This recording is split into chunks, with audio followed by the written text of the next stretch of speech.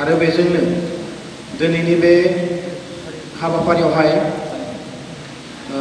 बाहागो लानाय आरो नैबे सायनासालि सिङावहाय थानाय गासैबो आलासि नोंथांमोन आरो आं सिनायनायनि गेदेमा नोंथांमोन बे समाव आङो खन्थाइखौ आंनि जा खन्थाइ बेखौ आङो आवरायनो आखायाव लाबाय।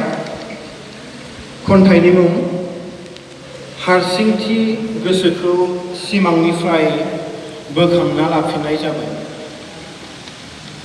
साफिफानाय सुबुंफोरा खनसेबो सुलु लाया, गावनि आदायाव बिसोर दावबायदों समनि रादायजों।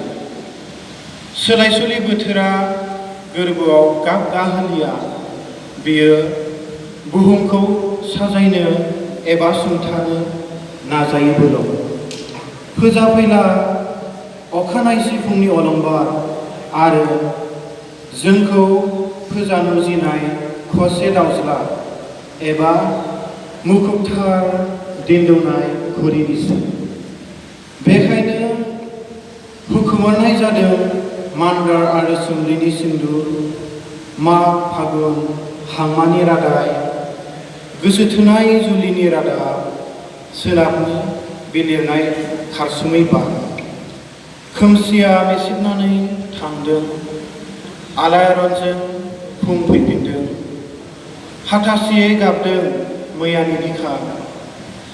जिउखौ लानानै आरो खिरफिन खालामनाय नंला, मोनफिननायनि हिसाबखौ मोनबाय।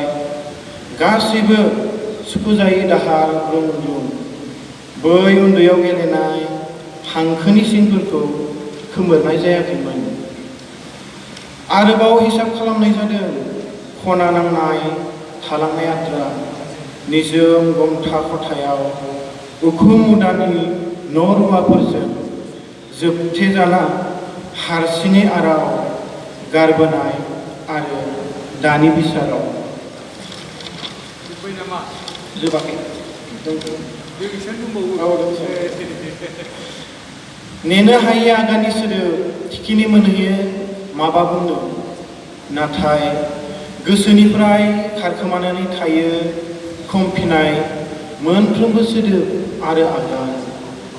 गैयै एबा निखावरिनि खिथेराव गोसोआ बाबेनो उल्था मोखां, बिग्रायखाङो आन्थोर जयै खुद्रिनाय गोथां सोलेरनि नारजि अरगारनानै। माखासे दान अखाफोर नेवसिलांबाबो दिनैसिम बोथोरा बेनो बे फैफिनदों, नाथाय सोलेर आरो गोसोआ फिन मोनफिननाया जायाखिसै मैया आरो दिनैनि नेवसिनाय। दायो सिमांनिफ्राय गोसोखौ बोखांना लाफिननाय जाबाय, मोगथांनि सिमां साजायनो। सोलेरखौ कफिनाव फबनानै जिरायहोनाय जाबाय, गोदान सोलेर दानो। समा अननायनिफ्राय गोरबोखौ बोखारना सुथुर खालामबाय, अन्थाइ बिखा महर दानो। नाथाय रावबो मिथिनाय एबा हमनो हानाय जायाखिसै गोसो जोदोबनाय खौरां। गोजान खालामनाय जाबाय आंनि हारसिं एबा थनथ्रनाय गोसो। खायसो खालामनाय दावराव बुहुमनिफ्राय जुदा मुलुगनि गोसोम ग्रहआव फैबाय सिमांनिफ्राय ब्लेक हलजों। आंनि खन्थाइ फरायनाया बेखिनियानोसै, जोब्बाय, गोजोन्थों।